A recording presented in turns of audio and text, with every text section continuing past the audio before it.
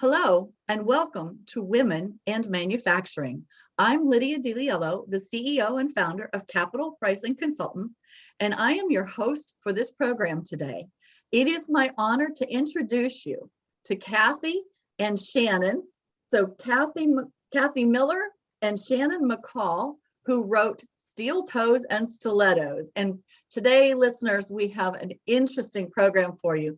These two ladies came from manufacturing, lived it, worked it, and are going to share their experiences with us today. So I am so excited to have you both. Kathy, Shannon, welcome to the program.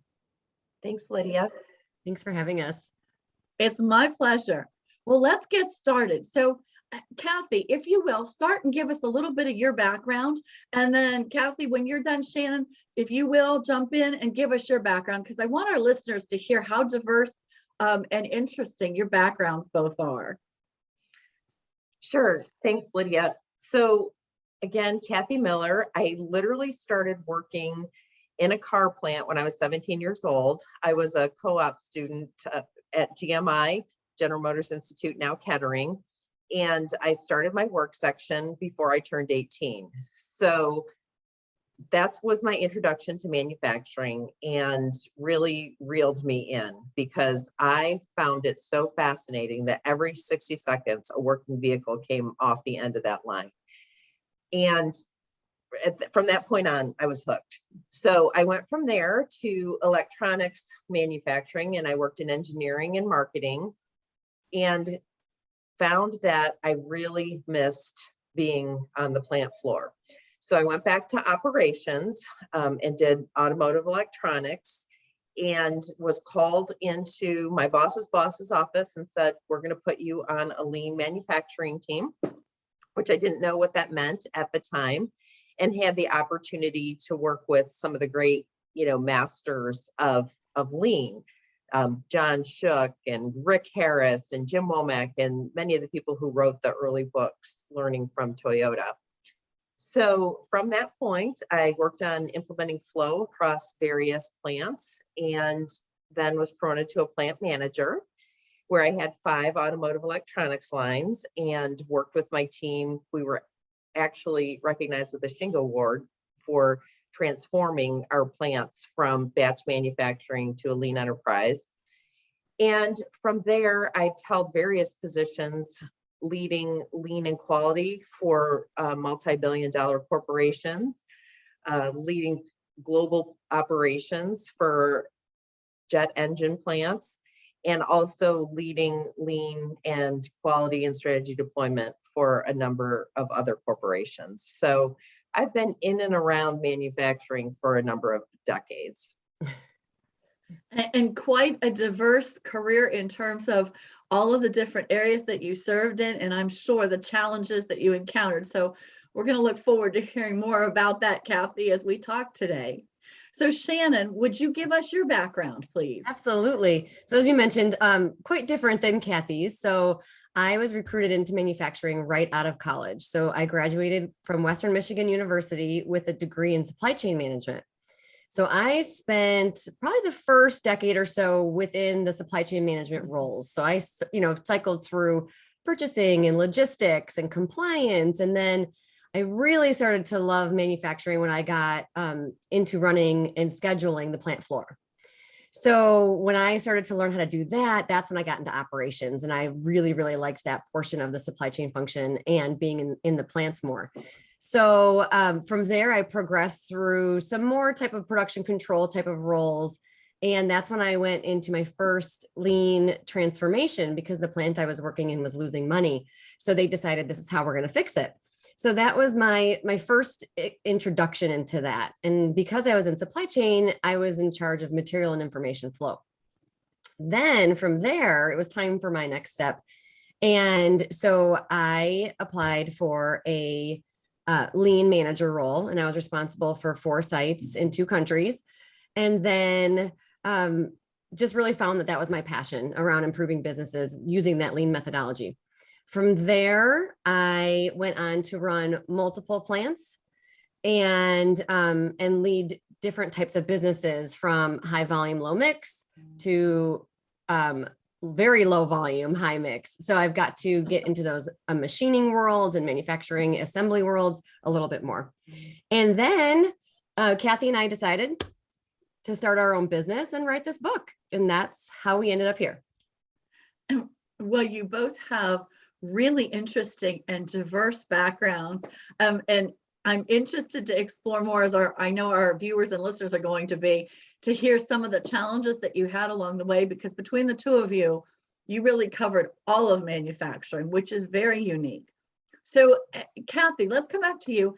Tell us a little bit about how you got to Steel Toes and Stilettos, and give us a sense of what the book is about. And I absolutely love the title. So please fill us in. Well, the title gets credited to Shannon. We were visiting one time. We had both left our corporate roles and talked about starting this business. And, we're just reminiscing a little bit about the various adventures we had been through when we were leading this transformation for this division. And we were talking about all the stories and the challenges and, some of the good times and some of the not so good times. And just going through it, we said, you know what, we have a really pretty good story that we think a lot of people could relate to. So we said we should write a book. And the next day, Shannon called me. She said, I've got an idea for the title of this book, Steel Toes and Stilettos. And, I immediately fell in love with that because it's just captures that essence of our career and the things that we've done. We're very comfortable on the shop floor. We love being with the people who are creating the value. But we also, through our careers, pride ourselves on being women and, not changing who we are and still being able to contribute. So that's why we love that. And, within 6 months, we had a manuscript that we were sending out to various publishers, and we got good feedback because it's really a business book, but it's not real prescriptive like a lot of business books. It's our story. And a lot of people learn from stories, right? Because they can see themselves as the characters and the challenges and those sorts of things. So we wanted to share the roadmap. There's really a roadmap in there of how you transform a business, but we also wanted to share how we really develop the culture to be inclusive and get everybody's ideas there, because we think that's really where the power of transforming a business comes in, is from the people who do the work, providing the ideas. It helps not only transform a business, but also helps sustain transformations. And we really enjoy our friendship. So we wanted to share that personal side with everybody about, the lives that we juggle both inside and outside of work, and the ways that people can be kind to each other and support each other in the workplace environment. So that's quite a, pardon me, Kathy, that's quite a story. Shannon, can you provide some input as well in terms of kind of what people can expect in the book, in addition to kind of the roadmap, so to speak, that Kathy laid out? Yeah, well, Kathy forgot to mention too that we do have a very high affinity for cute shoes. So we are constantly, and we both wear the same size, which is how we met. Ironically, I lent her my steel toes one day when she was visiting my plant before we knew each other, and that's how we met and our relationship began. So it's a lot of meaning and deepness behind this title and this story. So the roadmap is one way to read the book. Can read it as a lean implementation guide. It is chronological, so it does read as a true story. So we do bounce back and forth between both our voices, and we remember stories a little differently sometimes, which makes it very real when you're coming from Kathy, who was responsible for the P&L, and me, who was responsible for the transformation. So we tell a couple of really fun stories where, she remembers it being much different than what I remember it being. So like Kathy said, it's a story about our lives and what it's like to be a woman in manufacturing, juggle your career, dual career families, traveling, husbands, children, the many directions you get pulled. And we talk a lot about, trying to achieve that you can have it all vision, and how we did it really. And so it's just a true story of our lives, good, bad, and the great. And we really enjoyed being able to tell it to people. Well, what I think is so unique about the offering that you are both providing is because you came from different ends of the manufacturing spectrum, if you will. Your point, Shannon, about remembering things differently. I can very much see where P&L goes this way and operations goes that way. And I'm quite sure that as people read this, they are going to understand why in their own organizations, they see things that look like they are misses rather than connecting, because it depends on what you're in charge of in the organization and where you have to bring value. And those don't always align. And so this is going to be a great read. And I'm looking forward to reading it myself. So I'm excited to do that. Now, one thing that I suspect, and I have not yet read the book, so I want to share that with our listeners, is that both of you as women and balancing all of the different dimensions of being a woman with the family and all the things you brought up, Shannon, had similar experiences working in a male-dominated environment. And I always say, I've never had to wait in the ladies' room, or at least I didn't for at least 25 years. Now I'm starting to, and I'm happy about that. So Kathy, can you share that experience with us a little bit about how did you find working in such a male-dominated environment? So, I had 3 brothers growing up, and I went to engineering school and started working in an engineering department. So I never really thought too much about being the only one, or one of very few in the departments and the things that I worked in, unless other people brought it up. I always felt that I had earned my seat at the table and, was able to contribute. But there were times when people would, make comments, and I think they were well-meaning and and not intending to insult or isolate me, but woman operations manager, or things like that, and those sorts of things would remind me that I was the only one in the room, with the female gender, and I didn't necessarily really appreciate those types of comments, even if they were well intentioned, because I thought to myself, why are you reducing my contributions to one aspect of my identity, and that being my gender? So that part was a little difficult. When I first started, the plants were a lot more rough than they are now. A lot of catcalling, whistling. When my dad literally took me to my interview at the vehicle assembly plant, and I was literally 17, and they asked him to go, on the plant tour with me. And so, I was our elbows were intertwined as we were going on the plant tour. It wasn't, me looking brave and mature there on my interview process. And people were still like doing whistles and catcalls and those sorts of things. And I actually thought that my dad would say, oh, there's no way I'm going to let my daughter work in this environment. But he was like, they don't mean anything by it. So, you just learn to adapt. I did learn to adapt very quickly. Those things would not be acceptable now. All that has changed. People are much more sensitive to what's appropriate in a work environment and not and whatnot. So, I just learned to survive and do the best I could in the environment that I was in. But Kathy, I think that by sharing that story, it does 2 things. So it brings to light experiences that I'm sure our viewers have had as well. Because as you were talking, it was reminding me of similar things. And also what a wonderful start your father gave you, because by brushing it off and acting as though, just ignore it, it's not a big deal, it gave you a mindset very, very young that this really doesn't matter and I should just get past it, which I think gave you then a great basis to start from. So I love how you share that story. That's really sets the groundwork, if you will, for the what I think I'm going to see in the rest of the book. So Shannon, tell us about your experience being a woman in a male-dominated environment. Yeah, I had a little different start.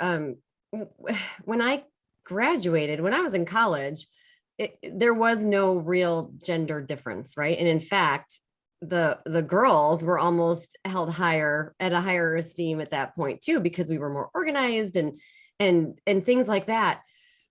I'm speaking in generalities. That was my experience. But when I got into the work world, I was shocked that people are like, "Oh, you work in a manufacturing plant, you wear safety shoes and safety glasses, and why would you do that?" And I was like, "Well, I don't know. I didn't know it was a I didn't know it was a question. This is my job." And and I got comments a lot that were "Hey, thanks for hanging out with us guys," and well, the boss has a soft spot for girls, and I was just shocked. I was like, it was really a culture shock for me to think that there was this gender difference, because I went in blind. And so I was just surprised by it. And I had to spend a lot of time figuring out what it meant to me, if anything. And I, kind of took the approach as Kathy is. I was there to do my job. I was good at it. And the rest of it just didn't really matter. Mm-hmm. And I think that it is such a great lesson to all of our female viewers, that if you choose not to let it matter and you present yourself as you and your capabilities and your skill set, that gets you so much further than either giving those comments any credibility at all. And I know when we spoke in our pre-interviews, we talked a little bit about no male bashing. And so I want to tie that in now. Kathy, let's go back to you. Can you talk a little bit about your feelings about, quote, male bashing, or if you carry any of that kind of reticence with you? I absolutely do not. And when people ask me about that, I really steer away from it, because I've been in and around male dominated environments, my entire professional career. And I wouldn't have enjoyed the success that I did and been able to transform plants and touch people's lives without so many male mentors, teachers, bosses that really supported and upheld me, people that came from the side to talk to me about things that were going on that were helpful, different opportunities that I was given by many men to try different functions and jobs and roles that may have been a little bit before my time in a traditional career path. So I had a lot of amazing mentors and allies and bosses along the way that were males. So I get a little uncomfortable when people start talking about people keeping women down, because that really was not my experience. Now, did I experience some inappropriate things along the way? Absolutely, 100% I did. But I was able to navigate those, and those were really the minority of people that acted that way. Shannon, what about your experience? I see you nodding your head and in agreement. So it sounds like similar. Yeah, we had similar experiences. I mean, we wouldn't be here with all the men that have helped us through our careers. I mean, and to be honest, at the time, that's really all we had. We didn't have a lot of female role models or mentors or things like that. I had just the privilege of working with some amazing leaders. And so I'm beyond thankful for that. And it's interesting too, when Kathy and I started working together, how our dynamic changed a little bit. And I really learned a lot of leadership differences learning from Kathy than I did from some of my other male counterparts, because we are different. Men and women are different. We just are. It's just, and there's nothing wrong with that. And in fact, that's why we keep driving towards these more diverse and inclusive cultures, because we need those differences. Now, would we want more diversity and more women in these STEM and manufacturing roles? Absolutely, because it drives that diversity of thought. But you need to be the best person for that role too, to drive that. It can't just be because, we're women. That's only Now- one piece of us. It's the contribution that matters more. Well, and I think you brought up two really critical points, Shannon, which is, when we're talking 15 and 20 years ago, there really weren't women in senior roles in any form of manufacturing, whether it be ops, supply chain, anywhere. Right. So to your point, thank goodness those men did exist that stepped up and understood and valued the contribution and not only that one facet of gender. And then I love your point also about how all of us as women need to make sure we're producing the work, and that's kind of the focus is what's our contribution? What are we doing? Because that's really what this is all about. So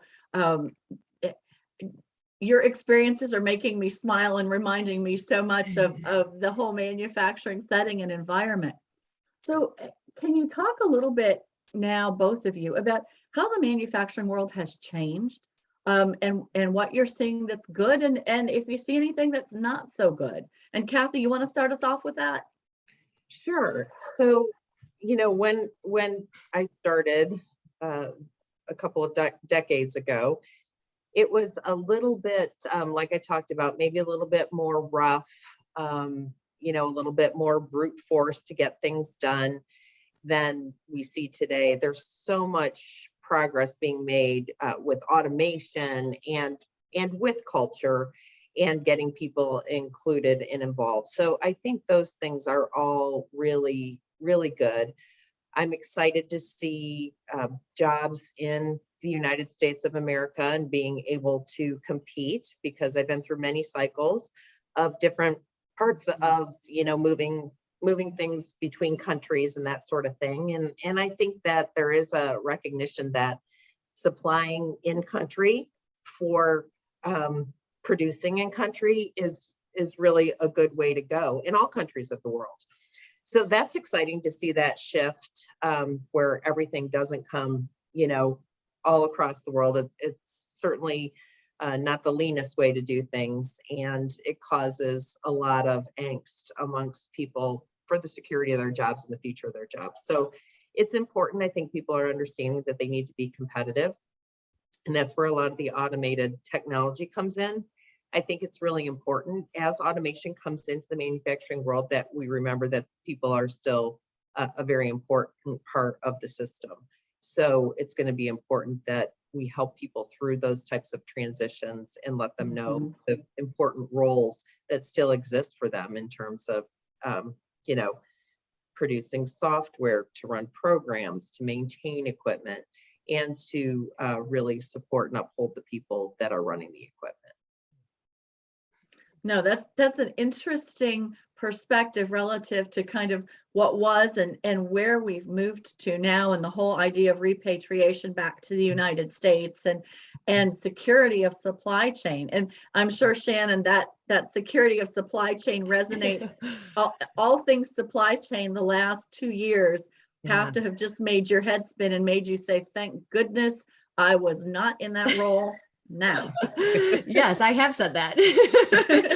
I am very thankful for moving out that part of my life. It's such an interesting dichotomy that's happening. And we've been talking about that for, over a decade of we need to get things back on shore, but we have to be competitive enough to be able to do that. And that's why Kathy and I have always had that passion around lean, because we believe that lean methodologies as well as inclusive cultures are what will drive that competitiveness.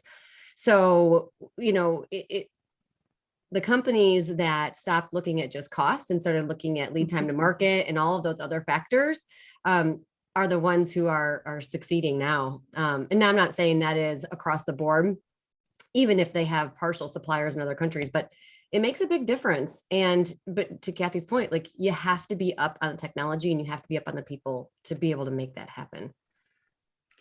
And so from your perspective, then the biggest changes you're seeing are as well, this whole supply chain movement to get back on shore and keeping the people in the front while we're being competitive.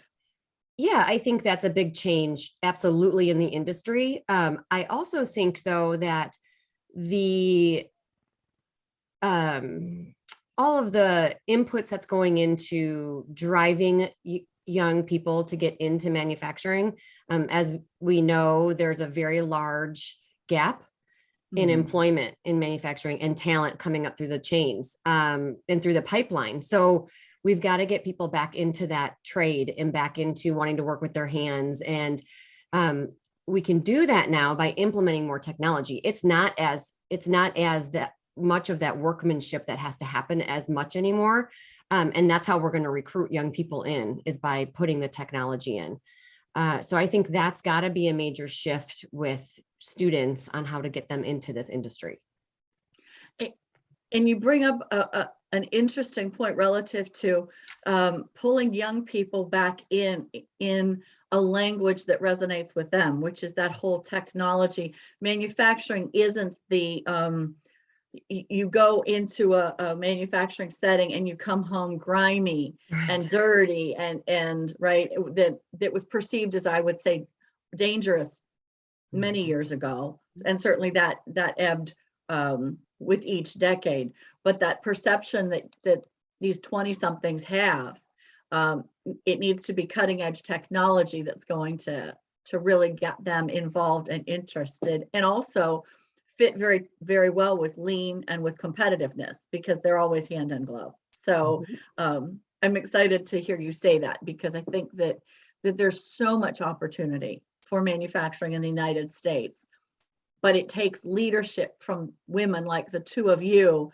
to guide these companies and help them see what's possible, and to break out of that mold of, well, we did it this way for 40 years.